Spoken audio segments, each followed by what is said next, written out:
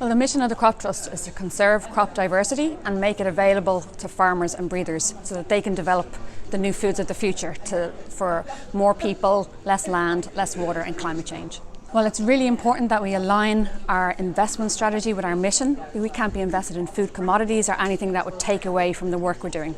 You know, it's great to come to these conferences and see so many people in the room. It was standing room only. That's fantastic. We'd like to see the discussion move forward from ESG to implementation of the Sustainable Development Goals, because that target is 2030 and that's not a long time.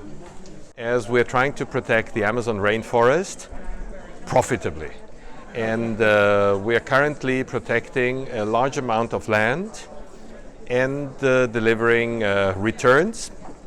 And we're doing this with the following system. On one side, we buy forest land. You have to realize the Amazon is huge, about 4.2 million square kilometers or 420 million hectares. You can buy half of it because it's privately owned land, and you can buy it very cheaply. So we buy that land, we protect it from destruction. By doing so, we're doing something very valuable ecologically.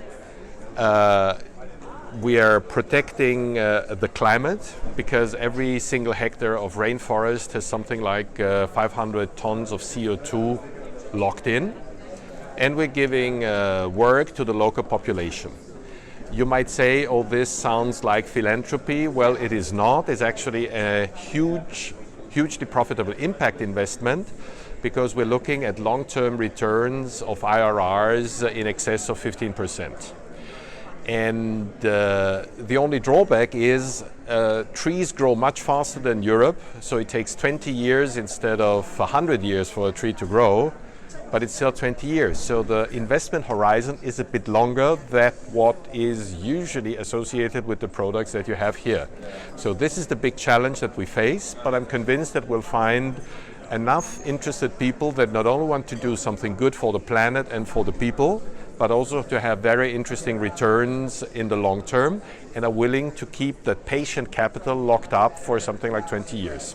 We believe we need to speak to all players in the value chain. So when we talk about the value chain, that refers right from the consumer back to sort of the primary producers. But in between there is the supply chain, and investors enable that supply chain. So our role, we believe, is to influence and to inform, and in some cases to educate the investment community on what is good and bad practice in order to create a more sustainable world.